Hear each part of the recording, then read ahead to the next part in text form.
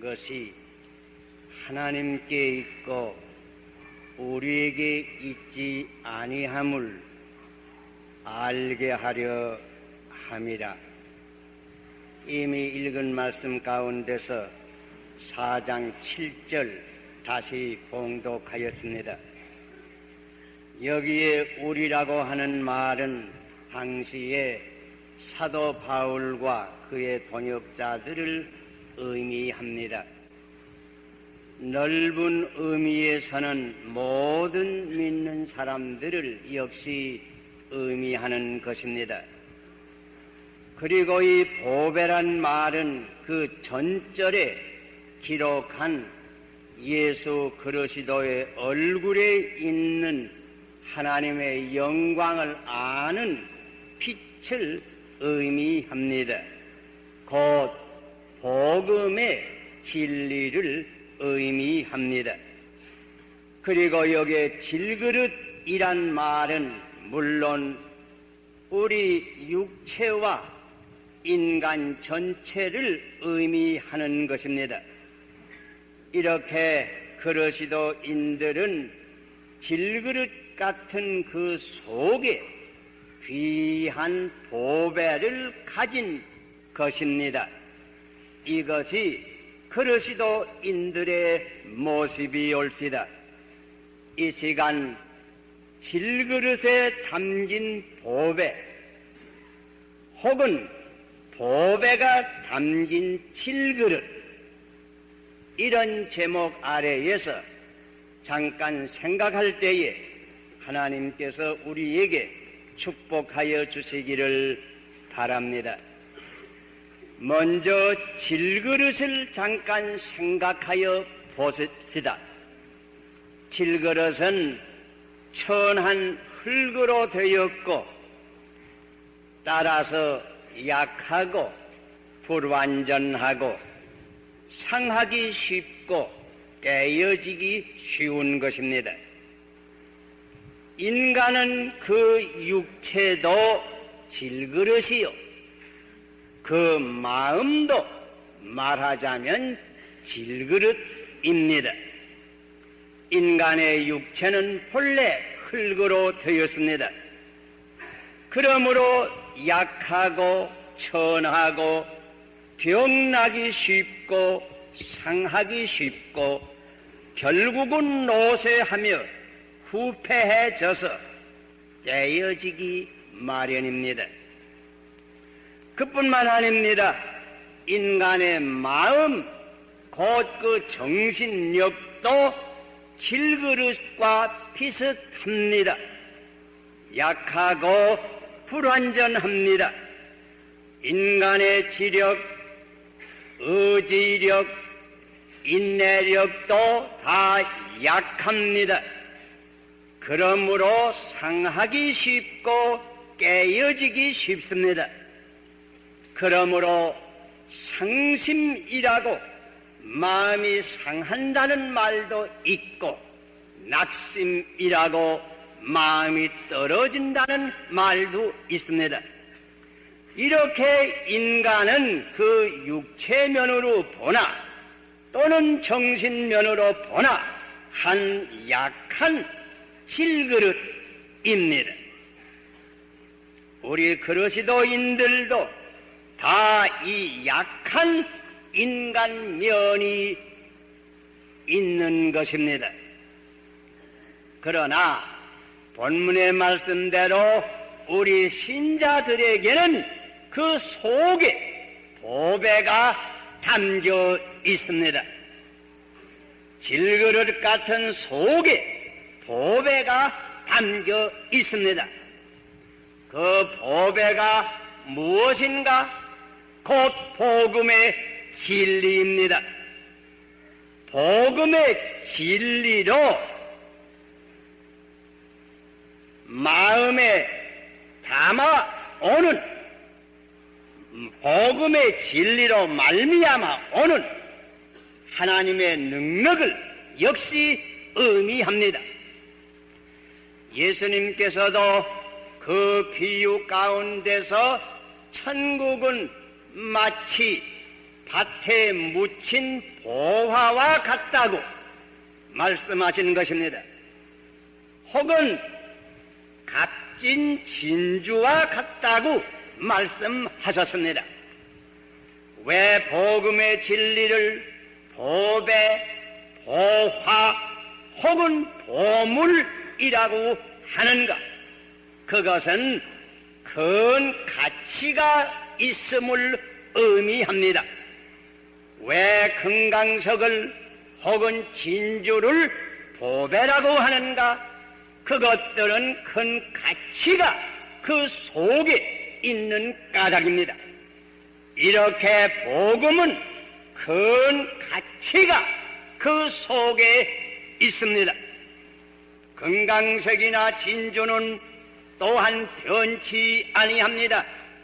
어디 가나 언제나 그 가치가 변치 아니합니다.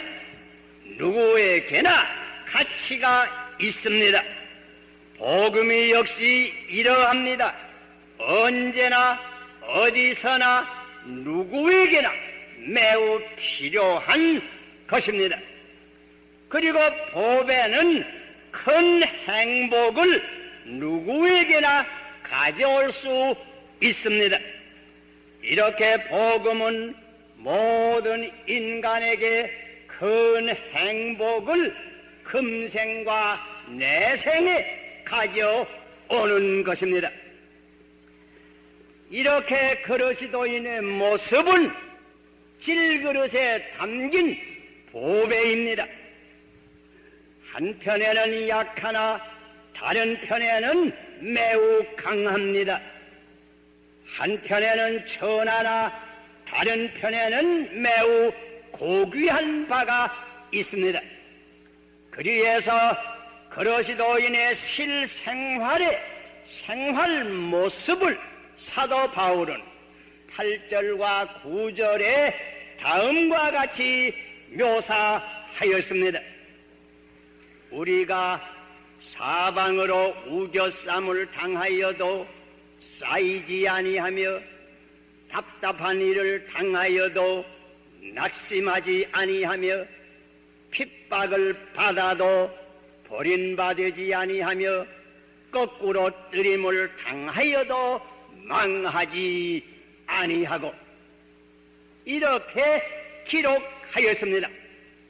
지금 이 말씀을 잠깐 묵상하여 볼 수 있기를 바랍니다. 먼저 우리 그러시도인들은 사방으로 우겨쌈을 당하여도 쌓이지는 아니한다고 하였습니다. 전에 모세가 이스라엘 백성을 데리고 광야로 나아갈 때에 뒤에는 애굽 군대가 따르고 앞에는 홍해가 가로막혔습니다. 문자 그대로 사방으로 우겨쌈을 당하였습니다.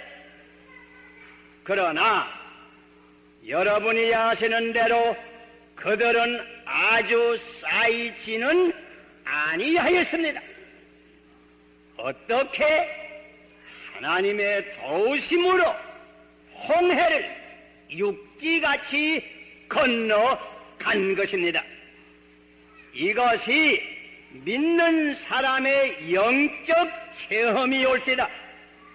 우리 믿는 사람도 때로는 사방으로 길이 막히는 듯하는 환경을 당할 때가 있습니다.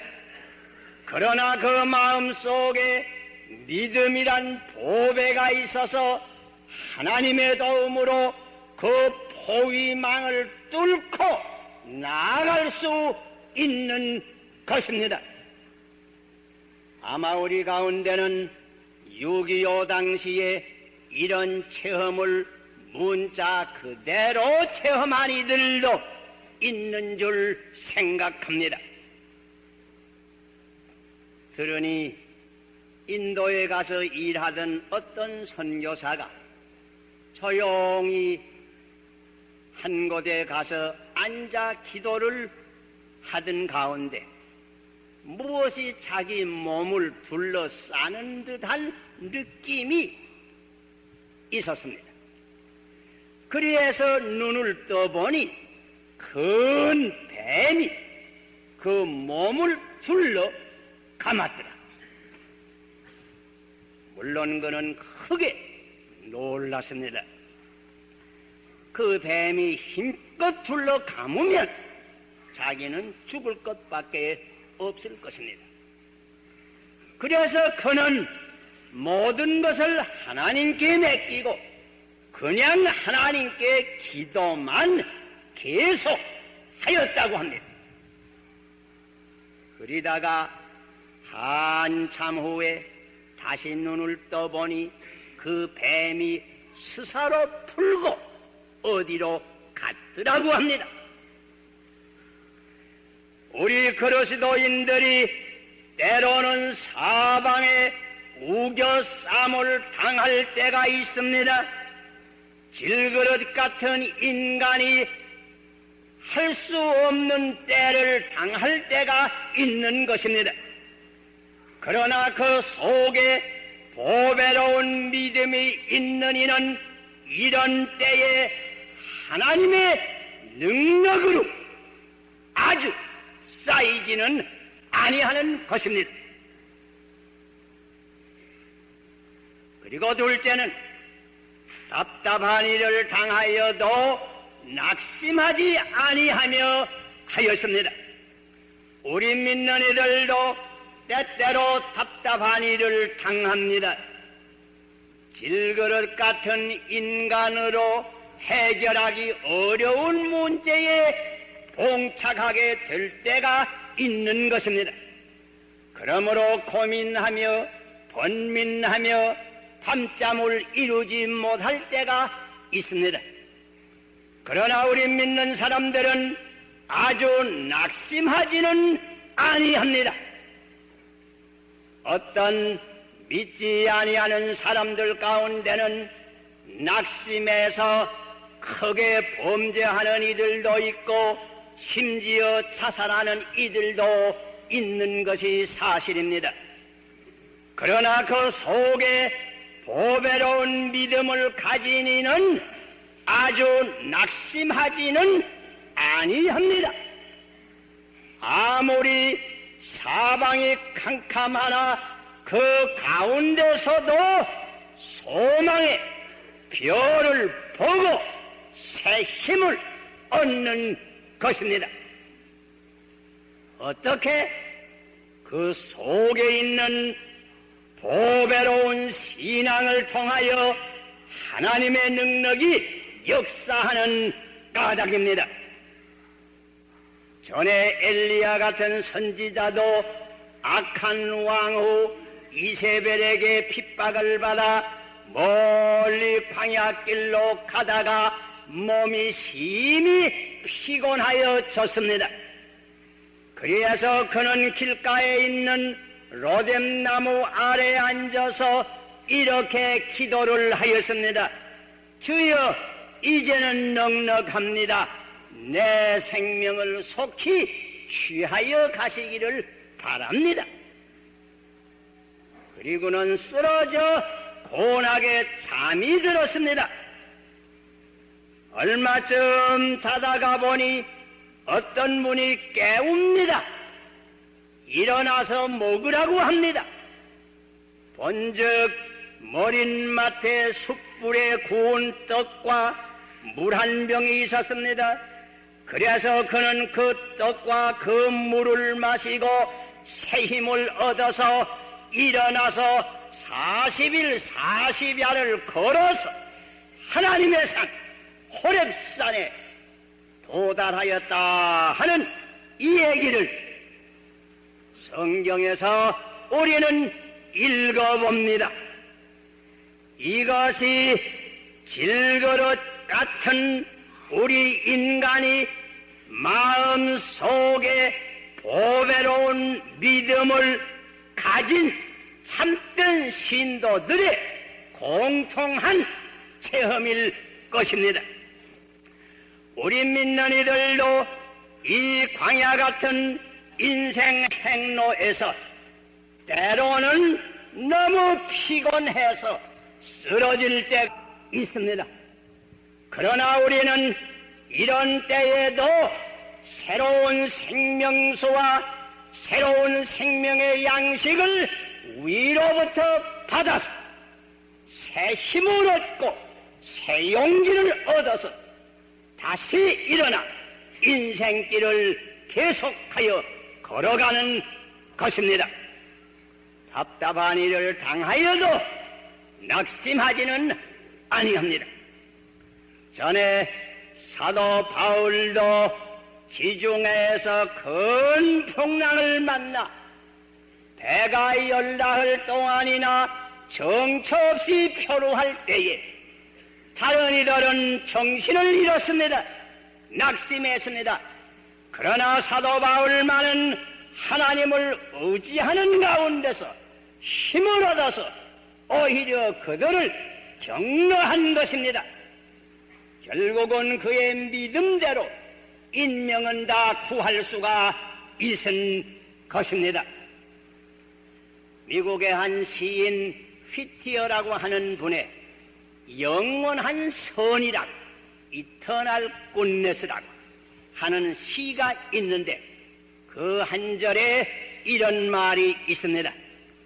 나는 어디 그 섬이 있으며 그 넓은 종려나무 가지가 보이는지 알지는 못한다.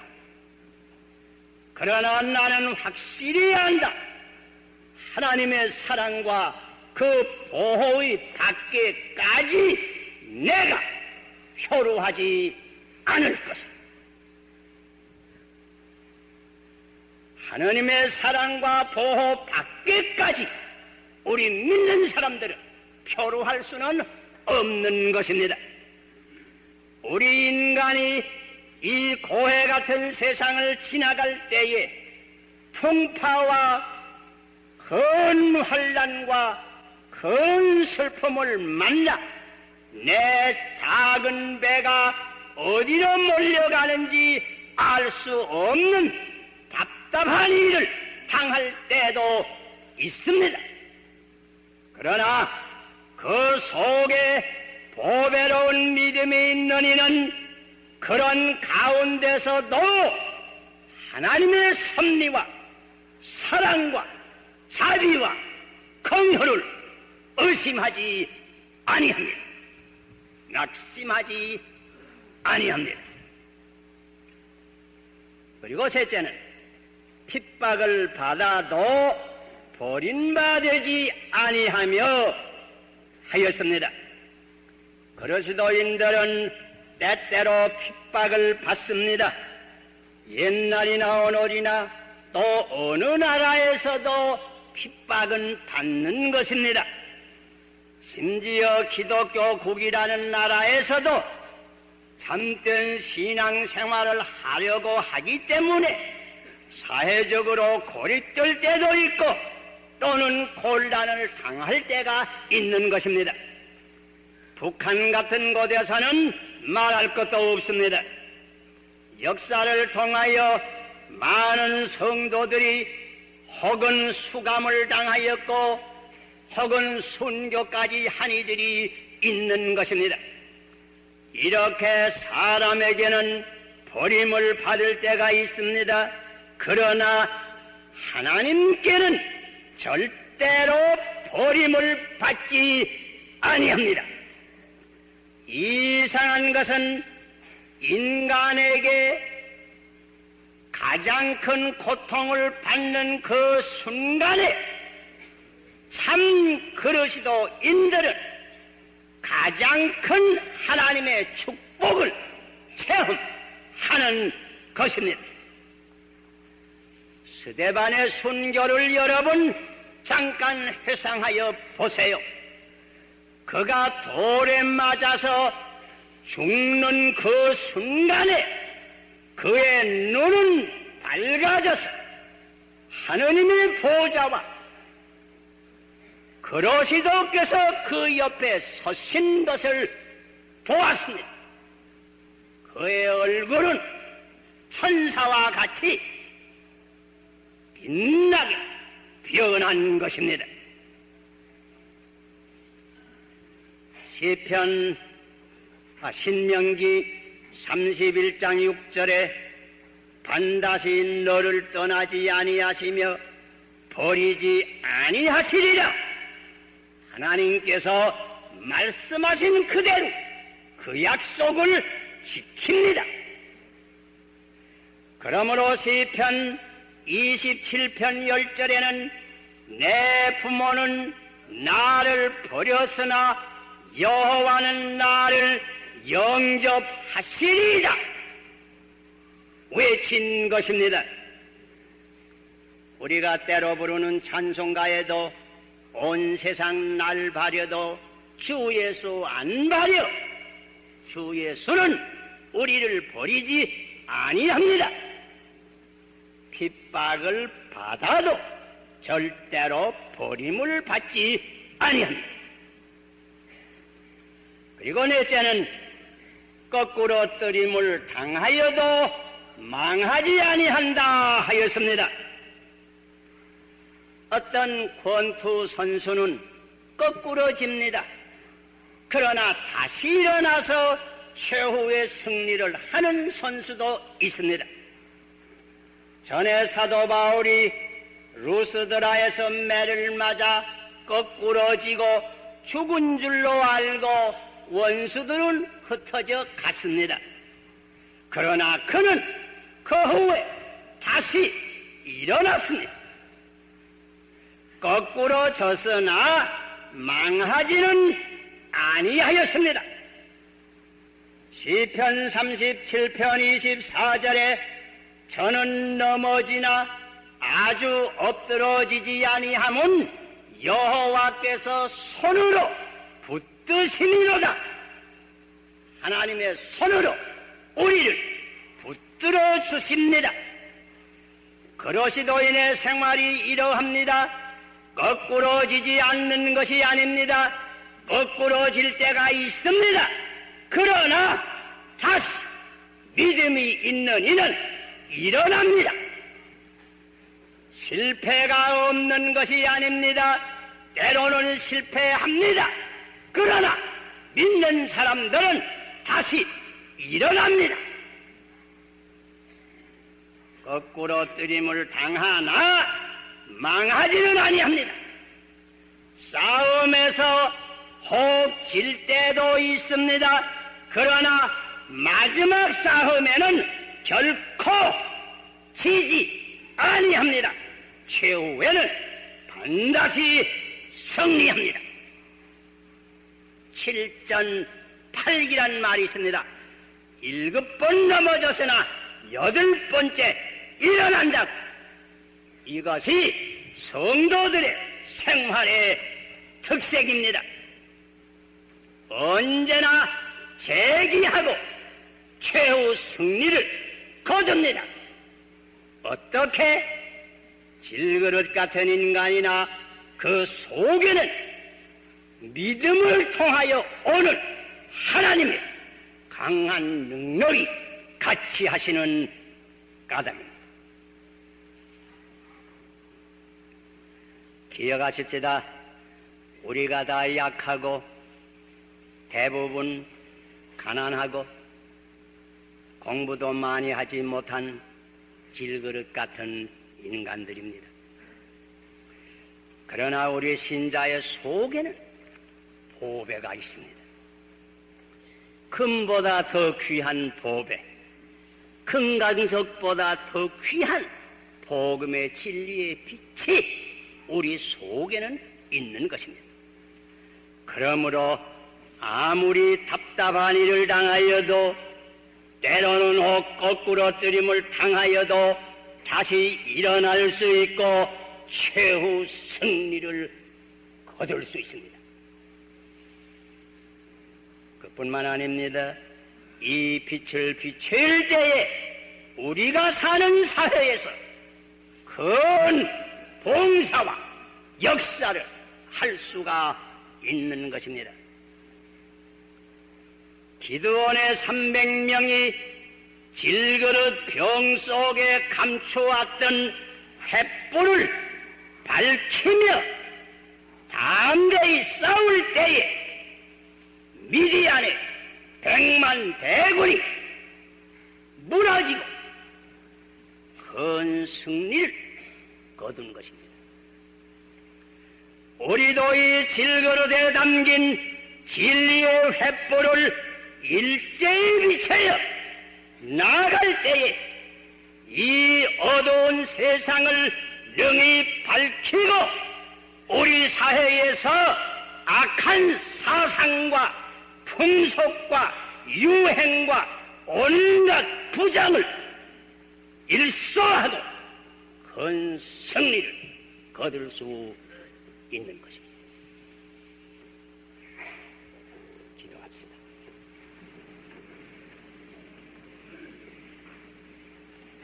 아버지시여, 저희들이 다 질그릇같이 천하고 약하나 우리 속에 보배로운 진리의 빛을 켜주신 것을 생각할 때 무엇으로 다 감사를 드릴 수가 없습니다. 우리 하나하나가 이 깊은 진리를 깨달아서 이 피곤하고 죄악 많은 인생길을 걸어갈 때에 거꾸로 뜨림을 당하나 망하지 아니하고 다시 일어나 내 스스로 구원을 얻을 뿐더러 우리가 사는 이 세상을 밝힐 수 있는 아버지의 귀한 자녀들을 삼어 주시옵소서. 예수님 이름으로 기도하옵나이다.